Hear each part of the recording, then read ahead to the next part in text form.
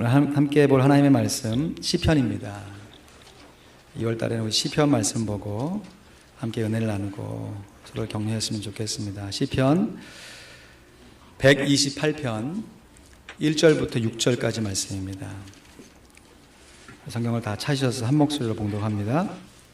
시편 128편 1절부터 6절 말씀 봉독한 후엔 복받는 권리라는 말씀으로 제목으로 하나님의 말씀 나눕니다. 시편 128편 1절에서 6절 말씀 우리 함께 봉독합니다. 시작. 여호와를 경외하며 그 도에 행하는 자마다 복이 있도다. 내가 내 손이 수고한 대로 먹을 것이라. 내가 복되고 형통하리로다. 내 집 내실에 있는 내 아내는 결실한 포도나무 같으며 내 상에 둘린 자식은 어린 감람나무 같으리로다. 여호와를 경외하는 자는 이같이 복을 얻으리로다. 여호와께서 시온에서 내게 복을 주실지어다. 너는 평생에 예루살렘을 복을 보며 내 자식의 자식을 볼지어다. 이스라엘에게 평강이 있을지로다. 아멘.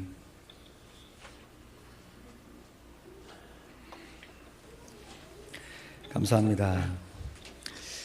최근 교회들마다요, 복권을 사셔가지고 교회 건축원금을 드리겠다 하신 분들이 의외로 많으신 것 같아요. 제 친구가 뉴저지에서 목회를 하고 있는데 그 교회도 그런 분들이 많았던지 목회 칼럼을 복권에 대한 주제로 쓴 것을 봤어요. 그도 그럴 것이 지난달이죠. 미국 복권 역사상 가장 많은 당첨금이 걸린 말 그대로 대박 파워볼 로또가 판매가 되었습니다. 1등 당첨금이요 무려 15억 8,640만 불. 와, 상상이 되십니까? 한국 돈으로는 1조 9천억 원입니다. 이 상상조차 안 되는 큰 액수인데요. 복권을 추첨해 본 결과 1등이 3명이 나왔습니다. 그래서 당첨금을 연금 받듯이 30년에 나눠서 받으면 약 5억 달러를 받게 되고요. 일시불로 받게 되면 그거의 한 절반 정도 되는 약 3억 달러를 수령하게 됩니다. 그런데 당첨자들 중에서 여기서 가깝습니다. 이 테네시주에 사는 로빈슨 부부가 인터뷰를 하면서 우리는 일시불로 받겠다 하면서 이렇게 얘기했어요. 우리는 당첨금을 일시불로 받을 겁니다. 왜냐하면 내일 일은 아무도 모르기 때문에 그렇습니다. 1등 복권 당첨자다운 말이죠. 하지만 저는요, 개인적으로나 성경적으로나 우리 성도님들이 복권을 사시는 것에 찬성하지 않습니다. 왜냐하면요, 복권에 당첨된 1등 된 사람만 딱 보면 큰 행운을 거머쥔 것처럼 보여요. 하지만 실제로 그 많은 돈이 다 어디서 모이게 된 거예요? 하늘에서 그냥 뚝 떨어진 겁니까?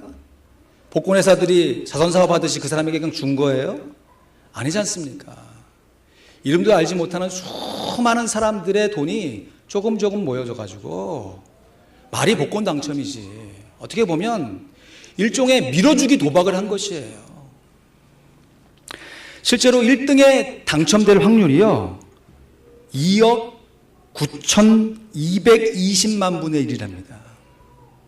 사람이 살다가 그냥 사는 도중에 1년에 하늘에서 내리는 벼락을 맞을 확률이 100만 분의 1이 되는데 이것보다 무려 300배가 높은 것이에요.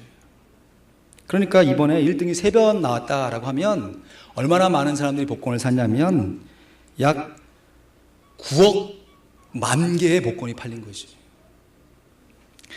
사랑하는 성도 여러분, 복권에 당첨되셔서 내가 목돈으로 하나님께 헌금하겠다 그렇게 하지 마십시오. 차라리 복권을 살 수 있는 조그마한 돈이라도 기도하시면서 정직하게 하나님께 드리세요. 그리고 절대로 갑작스럽게 얻어지는 요행을 바라지 마십시오. 지금처럼요. 얼마나 성실하게 살아오셨어요, 지금까지요. 그 마음 가지시고 수고한 대로 그 행복한 삶을 누려가시기를 간절히 부탁드립니다. 이것이 오늘 함께 읽은 본문 말씀이 우리에게 주는 복 받는 권리입니다. 먼저 우리 1절, 2절 말씀 보실까요? 함께 읽습니다. 시작. 여호와를 경외하며 그 도에 행하는 자마다 복이 있도다. 내가 내 손이 수고한 대로 복을 얻을 것이라. 내가 복되고 형통하리로다. 아멘. 내가 복되고 형통하리로다. 여러분, 무엇이 복되고 형통한 것이에요? 여호와를 경외하면서 그 도, 하나님의 말씀에 순종하는 자가 복이 있다. 근데 그 복이 뭐냐? 내가 내 손으로 수고한 대로 먹고 사는 것이 복이요 형통이라는 것이에요. 그러니까 진정한 복권은 로또가 아니고요, 복받는 권리. 이 복권은 하나님을 경외하면서 자기 손으로 수고한 대로 살아가는 것입니다. 우리가 손이 두 개 있지 않습니까? 손을 좀 이렇게 좀 펴보시겠어요? 두 손, 양손을. 한쪽 손에는 하나님을 경외하는 것이, 또 한 손에는 우리의 손으로 수고하는 것입니다. 한번 따라해 보실까요? 하나님을 경외하고, 오래 기억하시라고 모션이 중요해요. 하나님을 경외하고 내 손으로 수고하자. 이것이 만날 때 하나님께서 주시는 풍성한 복을 우리가 받아 누리는 것이죠. 하나님을 경외하고 자기 손으로 수고하는 것이 복이요 형통인 줄로 믿습니다. 아멘입니까? 근데 살다 보면, 우리 주변에 보면 이렇게 하나님을 경외하고 열심히 수고해도 당장의 결과를 보지 못하는 분들도 계셔요. 그래서 그럴까요? 이 시편 기자가 6절 말씀에 일종의 수미상관법입니다. 처음 시작과 마지막을 이렇게 연결시키고 있습니다. 내 자식의 자식을 볼지어다. 이스라엘에게 평강이 있을지로다. 지금 하나님을 경외하고 제 손으로 수고한 사람이 장수하면서 자기의 자녀의 자녀를 볼 정도로 오래 살게 될 것이다 라는 축복과 더불어 하나님을 경외하고 자기 손으로 수고하는 사람이 받는 복이 지금 당장에 나타나지 않는다 할지라도 자녀와 그 자녀의 삶을 지켜보게 되면 반드시 하나님을 경외하고 자기의 손으로 수고한 사람이 하나님으로부터 복과 형통을 누리게 될 것이라고 하는 약속의 말씀이에요. 그래서 지금 당장의 결과가 없다 하더라도 우리는 쉽게 낙심하거나 절대로 포기하지 말아야 할 것이에요. 갈라디아서 6장 7절 8절 말씀에 보면 사도 바울도 이렇게 권면합니다. 같이 읽어볼까요? 시작. 스스로 속이지 말라. 하나님은 업신여김을 받지 아니하시나니 사람이 무엇으로 심든지 그대로 거두리라. 자기의 육체를 위하여 심는 자는 육체로부터 썩어질 것을 거두고 성령을 위하여 심는 자는 성령으로부터 영생을 거두리라. 우리가 선을 행하되 낙심하지 말지니 포기하지 아니하면 때가 이름에 거두리라. 무엇을 심든지 그대로 거두리라. 전제 조건이 뭐예요? 거두려면 먼저 심어야 한다는 것이에요. 근데 하나님을 경외하지 않는 사람들은 심지도 않고 거두려고만 합니다. 자기 손으로 전혀 수고하지 않고도 잘 먹고 잘 살려는 요행을 바라는 것이죠. 근데 너무너무 감사한 것은요, 여러분 아무리 심어도 못 거둘 수 있지 않습니까? 내가 노력해도 그 결과를 내가 보지 못할 수도 있잖아요. 그럼 하나님의 약속은 하나님을 경외하는 자는 그 손으로 수고하면 반드시 그에 대한 결과, 그에 대한 결과로서 심는 것에 대한 거둠이 있다는 것이에요. 물론 중간에 낙심하지 않고 포기하지 않아야 한다는 전제 조건이 있지요. 우리들이 중간에 낙심하지 않고 포기하지 않으면요, 우리들이 수고한 대로 우리의 당대뿐만 아니라 우리의 자손을 이어가면서 하나님께 주시는 형통한 복을 받아 누릴 수 있습니다. 그래서 성경에서 말하는 복은요, 하나님께서 우리의 수고를 없애주시는 것이 아닙니다. 어느 날 갑자기 대박 맞아가지고 소위 팔자 고치는 것이 하나님께서 주시는 복이 절대 아니에요. 오히려 성경에서 말하는 복은 우리들이 수고하면 하나님께서 그 수고에 따라 대를 이어서 거두게 하시는 복입니다. 이 말씀 같이 한번 읽어볼까요? 시작. 성경에서 말하는 복은 우리들이 수고하면 하나님께서 그 수고에 따라 대를 이어서 거두게 하시는 복입니다. 그래서 심고 거두는 과정만 보면요, 심을 때 수고하고 거둘 때 수고할 뿐만 아니라 그 중간에 자라서 열매하는 과정 가운데 낙심된 일들이 있어요. 포기하고 싶을 때가 있습니다. 그래서 수고를 말 그대로 수고라 그러는 것 같아요. 수고, 어떤 뜻입니까? 받을 숫자에 고생할 고자예요. 고생을 받는 것이 수고입니다. 그래서 때론 수고의 과정 중에서 힘들어서 낙심하고 수고를 거두는 과정 중에서 포기하고 싶은 마음이 들 때 있습니다. 그때마다 우리의 수고를 통해서 우리를 먹이시는 하나님, 나의 당대뿐만 아니라 내 후손과 그의 자손들까지 지키시는 하나님을 기억하면서 우리가 낙심하지 말아야죠. 포기하지 말아야죠. 여러분, 포기는요, 배추 세실 때나 사용하시는 겁니다. 배추 한 포기, 두 포기. 절대로 포기가 우리의 인생에 있어서는 안 돼요. 스스로 포기하지 말고 끝까지 수고해야 하는 것이죠. 참으로 안타까운 것은 우리 미국도 그렇지만 우리 조국 한국에서 지난 IMF를 지나가면서 정말 많은 사람들이, 물론 이유와 안타까운 사정은 많이 있겠지만 자기 스스로 자기 인생을 포기한 사람들이 정말 많이 늘어나고 있어요. 한국이 자살률이 세계 1위라잖아요. 이건 젊은 사람, 나이 든 사람 불문하고 세계 1위예요. 한국에서 자살을 가장 많이 시도하는 곳이 한강이랍니다.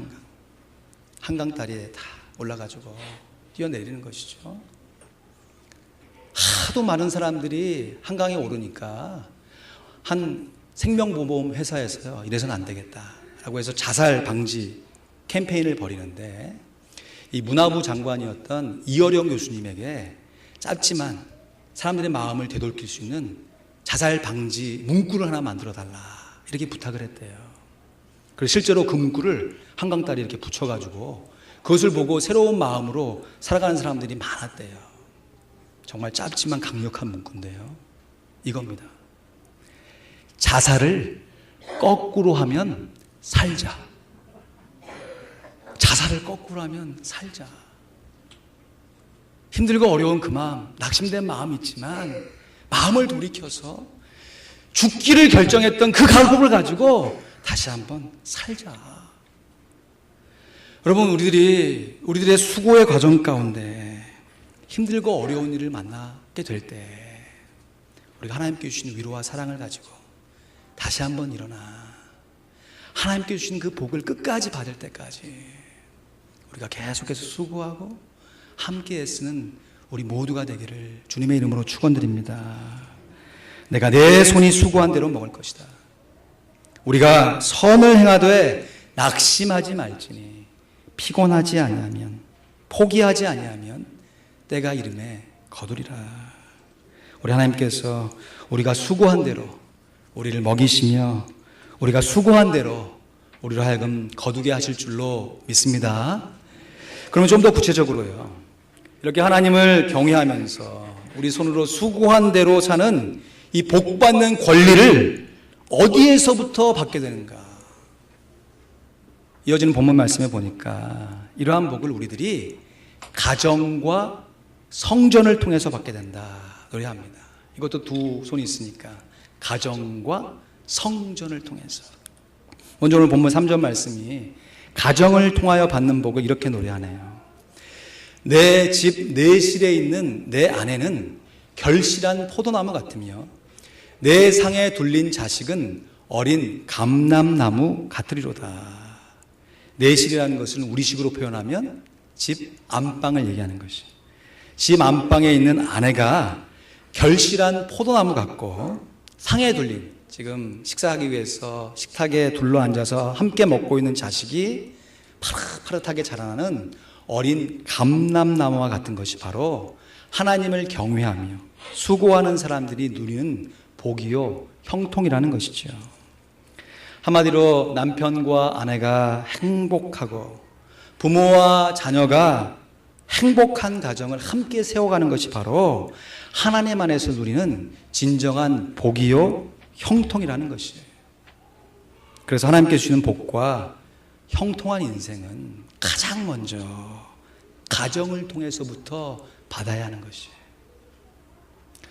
요즘 전도서 말씀을 틈나는 대로 읽으면서 묵상하면서 그렇다, 우리의 인생이 참 그렇지 하면서 하나님이 주시는 위로와 격려를 많이 받고 있는데요, 전도서 말씀이 정말 구구절절 옳은 말씀이더라고요. 구구절절 오래 기억나시라고 전도서 9장 9절 말씀, 구구절절 말씀 함께 보시면요, 함께 읽어볼까요? 시작.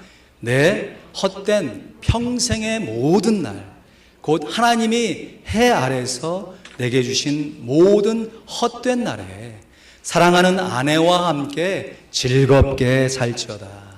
이는 내가 일평생에 해 아래서 수고하고 얻은 분복이니라. 정말 구구절절 옳은 말씀 아닙니까? 우리가 수고하고 애쓰지만 다 무엇을 위해서 하는 것입니까? 한번 지나가는 삶의 모습 가운데 이것이 중요하다 했지만 지나로 보면 정말 중요한 것이 무엇입니까?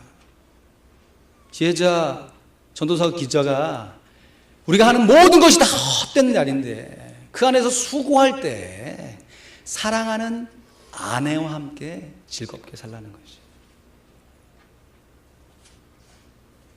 목사님, 저는 아내와 함께 있는 것이 즐겁지 않은데요.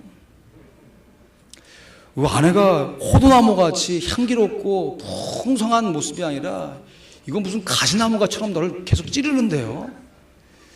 이러신 분 혹시 계세요? 그럴 때만 그러면 이 찬양을 불러보시면 좋겠어요. 우리가 즐겨 부르는 찬양인데요, 그 배우자가 바로 가시를 갖고 있는 장미라는 사실을 기억하고, 길가에 장미꽃 감사, 장미꽃 가시 감사, 따스한 가정 희망 주신 것 감사, 기쁨과 슬픔도 감사, 하늘 평안을 감사, 내일의 희망을 감사, 영원토록 감사해. 아멘. 전에 아버지 학교에서 배운 참 좋은 말이 있는데요, 바로 아내의 뜻이란 뜻이 무엇인지를 배웠어요.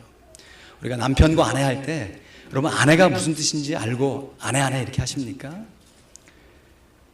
아내라는 뜻이요, 안해, 아내 못해 이런 얘기가 아니고 안에 있는 해란 뜻이래요.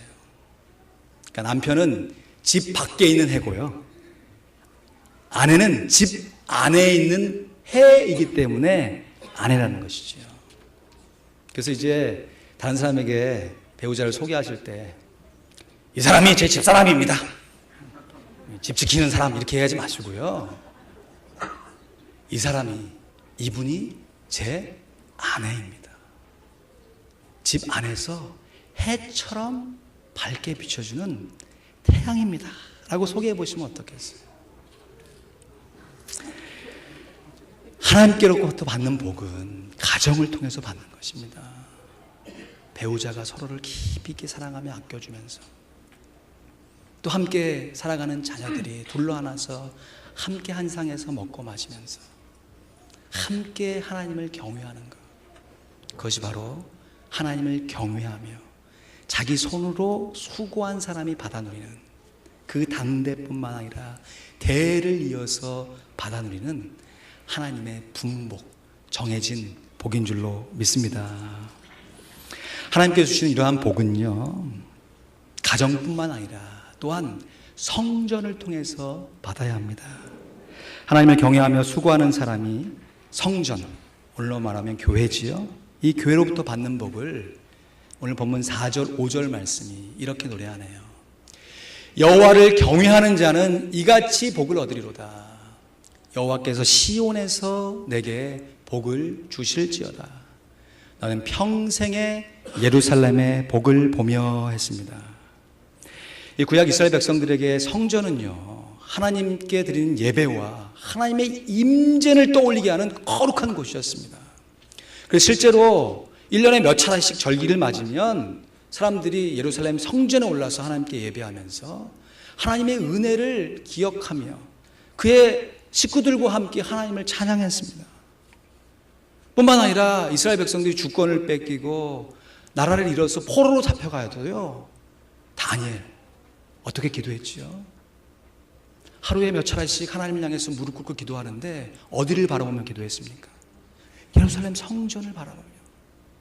기도할 것이 발각되면 자기가 죽을 수밖에 없는 상황임을 알면서도 창문을 활짝 열어놓고 예루살렘 성전을 향해서 간구하며 기도하였습니다. 여러분, 무소부지하신 하나님이 어디든지 안 계시겠어요?